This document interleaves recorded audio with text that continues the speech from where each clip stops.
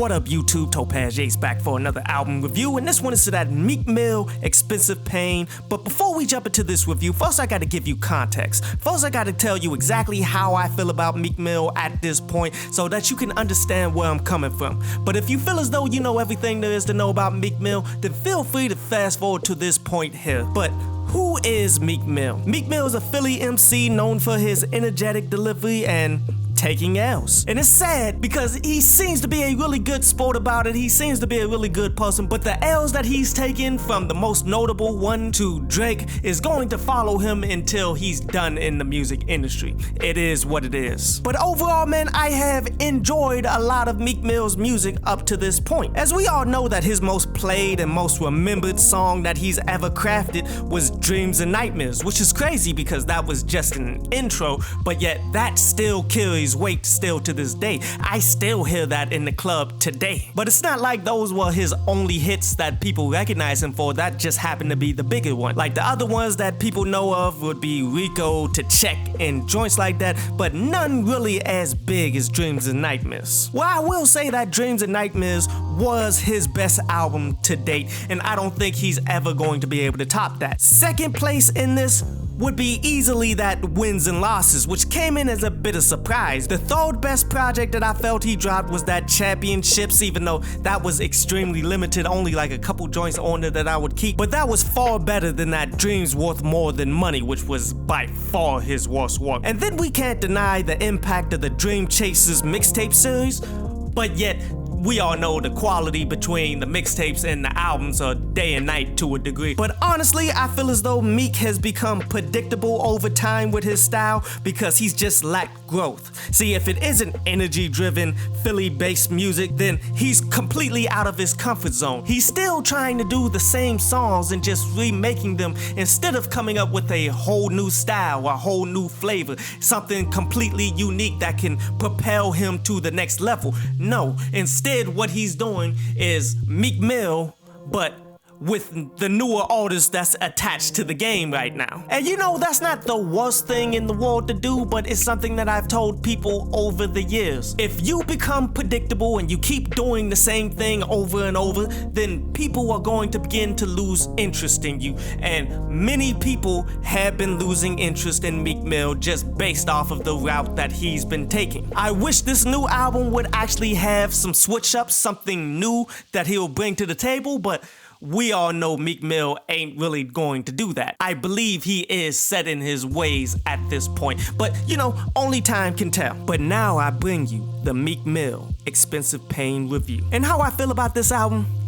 Too much of the same, even though there are moments in here where he tries to tweak things just a little bit to have it feel a little bit different, but it ultimately feels the same all the way through. But it's ultimately the same stuff that he's been kicking, but of lesser quality, which is why I said that many people are beginning to lose interest in what Meek Mill is doing. See, the strips that Meek Mill has is with two particular types of songs. That Philly energy driven type track that he's mostly synonymous for, but then he also got the deeper songs where he expresses what pains he's going through, but yet he always expresses them in a means of just flossing. And those two songs are pretty much the majority of this entire project. So that Philly hyper energy style, you hear that in the intro, the FWM, you hear that on Outside, you hear that on Sharing Locations, but yet it just got Lil Durk and Lil Baby on there.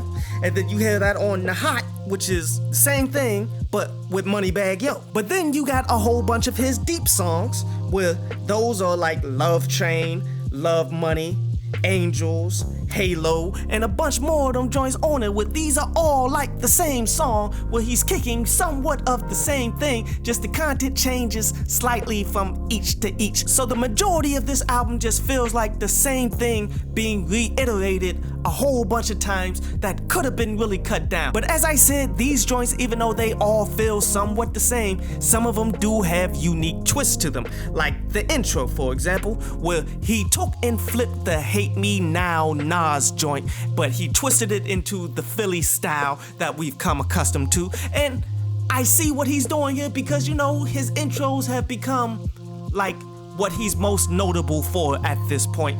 And this one does work. But can you say that it's as good as some of the previous intros that he did? Like, I like what he tried to do here, but it wasn't amazing. And then you got that FWM, where this is pretty much Meek Mill doing that same exact thing, tweaking his whole Philly sound, but this time doing it with the B.I.B.I. from Lil Jon. Where that's an interesting thing, where I kinda do like what he's trying to do here, because Lil Jon is like the precursor to what Meek Mill was. You feel me? Like super high energy, not so much lyricism. Like, of course, Meek Mill is a vastly superior lyricist than what Lil Jon ever was. Then he got some of the more interesting joints that are a bit different from what Meek Mill has brought to the table, starting with that tweaking, where this is that grimy sound that comes out of New York a whole lot, but yet Meek Mill is trying his hand at it, and maybe in the future he'll be able to pull this one off, but not right now. Like, his style just clashes so much with this. This one just came out rather sloppy. Then Expensive Pain, where if you listen to this, doesn't it sound a lot like something that you would hear out of Jay-Z's Volume 1, but yet no lyricism? You can tell the actual inspiration that Meek Mill had to try to go into this, and I give him props for trying to make the attempt to try to do a little something different here, but this is one that's going to need more time as well. This one just wasn't right. Even though the concept was actually kind of cool, where this is the concept of the entire album to a degree. It's like a loose concept where all the songs are just individualized anyway. But this one is ultimately just about, there's no point in where you see success where all the pain of life is just going to go away. But yet, Meek Mill does a crappy job of expressing this throughout the entire project, because all he's talking about is the riches and the watches and the rollies and all of this stuff that he's always been known to talk about. And the last song that was unique was that Northside Southside, where this was him doing the whole grime sound that we've been hearing a lot in the music industry, where people are trying to take the European grime sound and bring that over here. And let's keep it 100. I know some people are fans of that sound that's at this channel, man, but there's a lot of room for improvement there.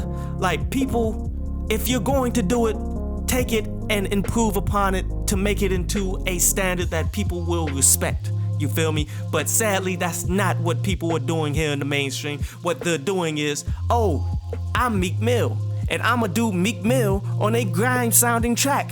So therefore, I can get the respect of the people out there in Europe, so I can get potential sales. No, you're supposed to take that creative energy and try to make it into something of your own so it can become something more viable. To be honest, man, I'm just not very impressed with this project, man.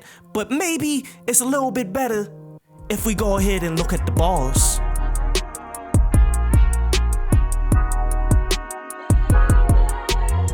See, Meek Mill reminds me of a Red Bull and vodka. See, there's nothing really luxurious about it, and the potency of it is cool, like it's of standard quality, but it's nothing that's really out there in terms of greatness, you dig? Meek Mill's music comes off as the super energy booster that the club ultimately needs, and it is a standard fundamental basis that every club tend to want to have at least one song to be played on at least once a night. Therefore, Meek Mill will always have a place in this culture, and he has shown that he can create some really good music, but nothing about this is amazing. But let's go ahead and look at some of the bars that's up on here, man.